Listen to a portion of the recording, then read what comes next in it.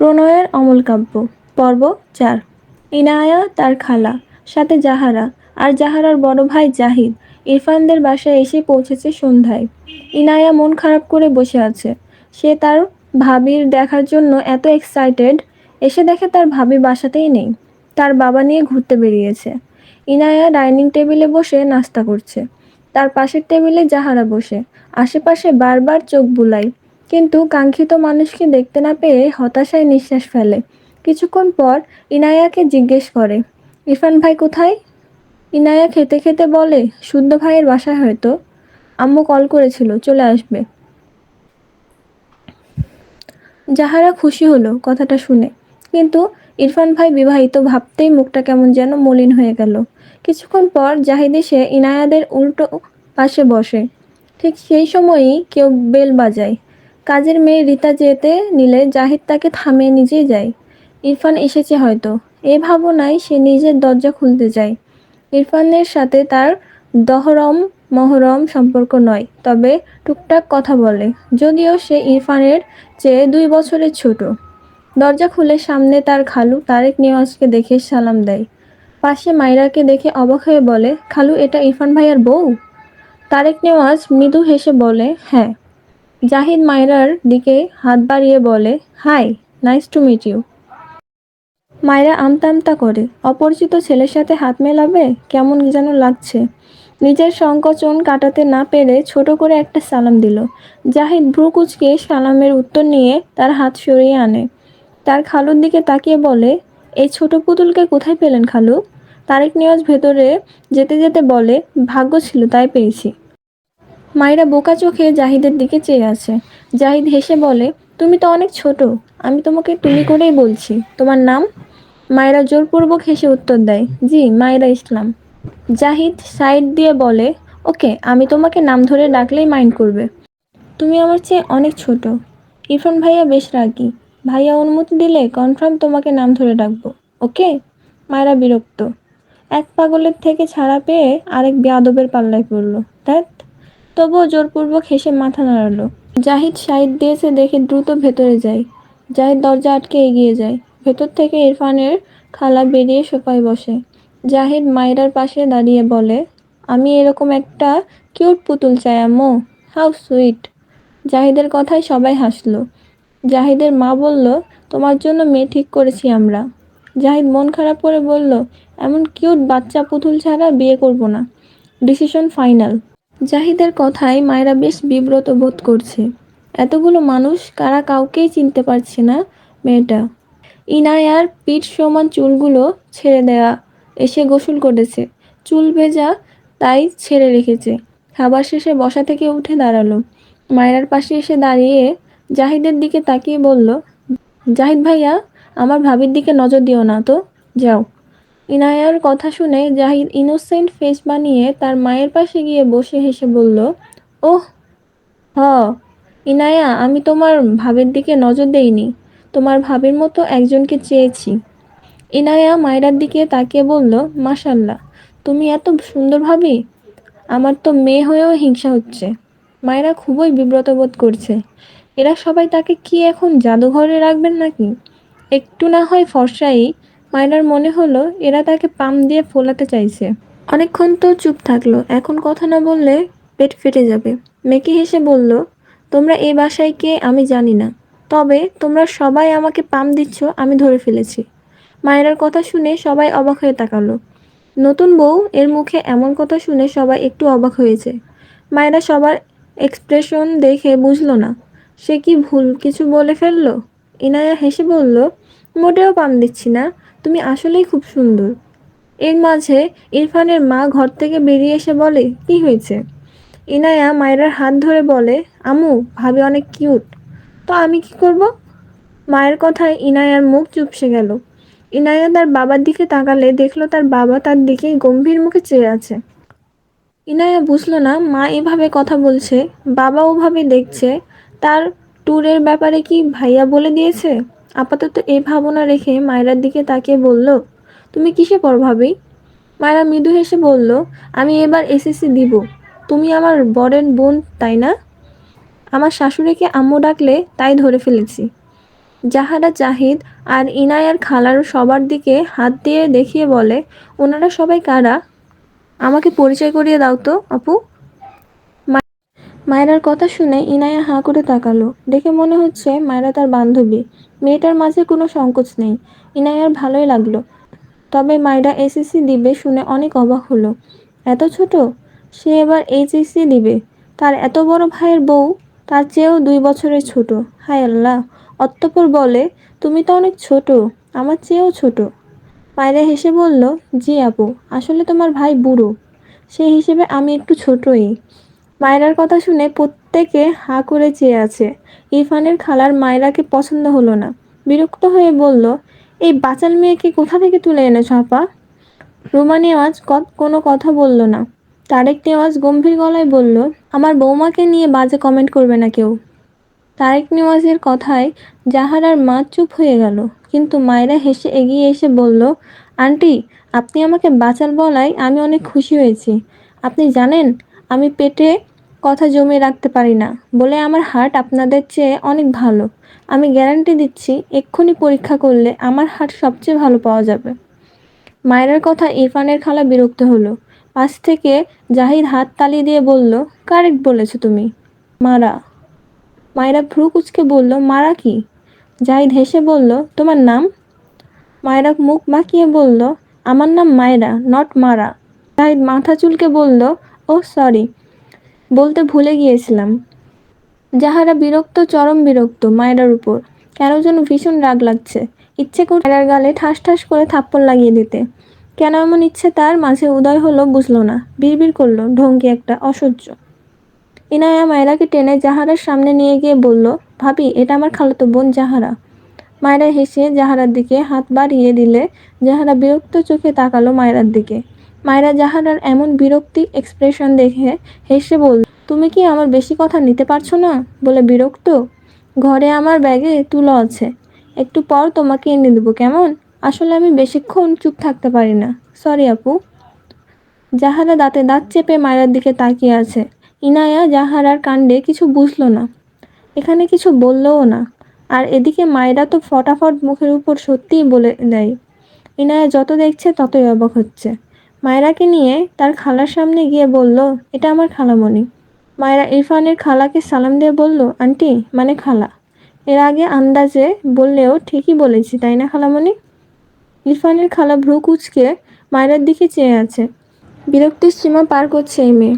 এরই মাঝে আবারও বেল বাজলে জাহারা বসা থেকে দাঁড়িয়ে যায়। একটু আগে ইনায়ার কাছে শুনেছে ইরফান আসবে, তাই কাউকে সুযোগ না দিয়ে দ্রুত পায়ে সে দরজা খুলে দিল। ইরফানকে দেখে মিষ্টি এসে বলল, কেমন আছো ইরফান ভাই? ইরফান একবার ভেতরে তাকালো, সবাইকে ডাইনিংয়ে বসে থাকতে দেখলো। এরপর জাহারার দিকে তাকিয়ে ভেতরে যেতে যেতে ছোট করে বলল, ভালো। জাহারার মন খারাপ হলো। সে কেমন আছে এটা একবার জিজ্ঞেস করলে কি এমন হতো? ইরফান তার খালার সাথে কথা বলার জন্য সেদিকে এগিয়ে যায়। তার খালার সামনে তার উল্টো ঘুরে কেউ দাঁড়িয়ে। ইরফান বিরক্ত হয়ে তার খালার দিকে তাকালো। অসুবিধা হলো না, কারণ মেয়েটা তার বুক সমান, বেশ খাটো। না, মেয়েটা খাটো না, হয়তো ইরফানের হাইট একটু বেশি। তাই সেভাবেই তার খালাকে একটা সালাম দিল। মায়েরা একদম তার পিছন থেকে কারো গমগমে কণ্ঠে সালাম শুনে ভ্রু কুঁচকে পিছন ফিরে তাকায়। ইরফানকে দেখে মায়েরার চোখ বড় বড় হয়ে যায়। ভয়ে আতঙ্কে এক চিৎকার দেয়। দুহাতে মুখ চেপে ধরে। পিছন দিকে পড়তে পড়তেও ডান হাতে সোফায় কোণা ধরে নিজেকে সামলে নেয়। ইরফান ভ্রু কুঁচকে মায়রার দিকে চেয়ে আছে। মায়রা ভয়ে ঢোক গিলছে বারবার। সবাই বুঝলো না মায়রা এভাবে চিৎকার দিল কেন। তারেক নেওয়াজ বসা থেকে উঠলেন, এগিয়ে এসে বললেন, কি হয়েছে আম্মু? ইনায়া মায়রাকে ধরে বলল, কি হয়েছে ভাবি? মায়রা ভীত চোখে ইরফানের দিকে চেয়ে ঢোক গিলে কাপা কণ্ঠে বলল, পাগল। পাগলটা আমাকে ফলো করতে করতে বাসায় চলে এসেছে। আমায় কেউ বাঁচাও। মায়রার কথা কেউ কিছু বুঝলো না। ইরফানের চোখ মুখের রং পাল্টে গিয়েছে। হঠাৎই মায়রার হাত শক্ত করে ধরে মায়রাকে টানতে টানতে বাইরের দিকে নিয়ে যেতে থাকে। সবাই হতভম্ব হয়ে চেয়ে আছে। কি হচ্ছে এসব? মায়রা ইরফানের হাতে তার অপর হাত দিয়ে সমানে খামচি দেয়। রেগে বলে, ছাড়ুন বলছি, আমায় ছাড়ুন। অসভ্য লোক, অন্যের বউকে টাচ করতে লজ্জা করে না? ইরফানকে মুহূর্তের মধ্যে দরজা খুলে মায়রাকে এক প্রকার ছুঁড়ে ফেলে। মায়রার মুখের উপর ঠাস করে দরজা বন্ধ করে দেয়। মায়রা ভয়ে কেঁদে দিয়েছে, চোখ থেকে পানি গড়িয়ে পড়ছে। এই লোকটা তাকে এইভাবে বের করে দিল কেন? ইরফানের পেছন থেকে তারেক নেওয়াজ রেগে বলে, তুমি ওকে বের করে দিলে কেন এমনভাবে? ইরফান তার বাবার দিকে তাকিয়ে বলে, কারণ ও ইডিয়েট। তাছাড়া যাকে তাকে বাসায় ঢুকতে দাও কেন? জাহিদ পাশ থেকে বলল, ভাইয়া যাকে তাকে কাকে বলছো? ওই পুতুলটা তো তোমার বউ। নিজের বউকে নিজেই চিনছো না? ইরফান ভ্রু কুঁচকে তাকালো জাহিদের দিকে, অদ্ভুতভাবে বিড়বিড় করলো, বউ? তারেক নেওয়াজ দ্রুত দরজা খুললেন। মায়েরা ভেজা চোখে তাকিয়েছিল দরজার দিকে। দরজা খুলতে দেখে মুখে হাসি ফুটল। দ্রুত ভেতরে এসে ইরফানের হাত ধরে টেনে বলে, এই পাগল, বের হো। এটা আমার শ্বশুর বাড়ি। আমার বাড়ি থেকে আমাকে বের করে দেয়? কত বড় সাহস! মায়েরার কাণ্ডে সকলেই অবাক হয়ে তাকায়। সবচেয়ে বেশি অবাক হয় ইরফানের খালারা। নিজের বরকে এভাবে বলছে কেন? যাহারা এগিয়ে এসে রেগে বলে, এই মেয়ে কি করছো? তারেক নেওয়াজ নরম কণ্ঠে বলল, আম্মু ওকে ছাড়ো। মায়েরা ভাঙ্গা গলায় বলল, আব্বু আপনি দেখছেন না অন্যের বাড়ি এসে এই পাগল কেমন পাগলামি করছে? আপনার ছেলের বউকে বের করে দিয়েছে, কত বড় সাহস! ইরফান ক্রোধান্বিত চোখে মায়রার দিকে চেয়ে তার সহ্যের সীমা পার করে দিয়েছে এই মেয়ে। রেগে মেগে সব মায়রাকে একটা ধাক্কা দিয়ে মায়রার ডান গালে একটা শক্তপোক্ত থাপ্পড় বসিয়ে দিল। মায়রা উল্টো পড়তে নেয়, পিছনে ইরফানের মা এসে দাঁড়ানোর মায়রা ইরফানের মায়ের সাথে গিয়ে ধাক্কা খায়। রুমা নেওয়াজ রেগে মায়রাকে টেনে মায়রার একই গালে কষিয়ে একটা থাপ্পড় মেরে দেয়। মায়রা তাল সামলাতে না পেরে ঠাস করে পড়ে যেতে নেয়। জাহিদ দৌড়ে এসে ধরতে নিলে তার আগেই ইনায়া মায়রাকে ধরে নেয়। মায়রা ফুপিয়ে ওঠে। একই গালে মা ছেলে থাপ্পড় খেয়ে মাথা পুরা ঝিমঝিম করছে। চোখ দিয়ে টপ টপ করে পানি পড়ে। ওভাবেই বিড়বিড়িয়ে বলে, শাশুড়িটা একদম দজ্জালের মতো, ছেলেটাও হুবহু তেমন। কি শক্ত হাত মায়েরি, উফ, গালটা গলে গেল রে। কথাগুলো শুধু ইনায়া শুনতে পেয়েছে। সে মায়রার পিঠে হাত বুলিয়ে দিতে লাগলো। অবাক হলো মেয়েটা। এত জোরে মার খেয়েও ও মেয়ের মুখ বন্ধ হয় না। রুমা নেওয়াজের কাজে সকলেই হতভম্ব। তারেক নেওয়াজ রেগে চিৎকার দিয়ে বলে ওঠে, রুমা! রুমা নেওয়াজ স্বামীকে ভয় পেলেন না বিন্দুমাত্র। পাল্টা রেগে বললেন, তোমার বন্ধুর মেয়ের এসব বেয়াদবি আমি একদম সহ্য করব না। ওর হয়ে সাফাই গাইতে এসো না। ও আমার ছেলেকে এভাবে অপবাদ দিচ্ছে কেন? এমনিতেই ওর জন্য আমার ছেলেটাকে কালকে থেকে বাড়িতে আসেনি, আজ বলে কয়ে নিয়ে এসেছি। আর এই মেয়ে আবার ওকে বের করে দেওয়ার পায়তারা করছে। তাই বলে তুমি মারবে? রুমা নেওয়াজ কিছু বলল না, একটু থেমে বলে উঠল, আমার ছেলেকে পুতুল পেয়েছো তুমি? জোর করে বন্ধুর মেয়ের সাথে বিয়ে করে দিয়েছো। দিয়েছো তো দিয়েছো এমন একটা বেপরোয়া মেয়ের সাথে, যে আমার ছেলেকে অপবাদ দিয়েই যাচ্ছে। তুমি আর তোমার বন্ধুর মেয়ে চাইছো আমার ছেলের আমার থেকে দূরে থাকুক?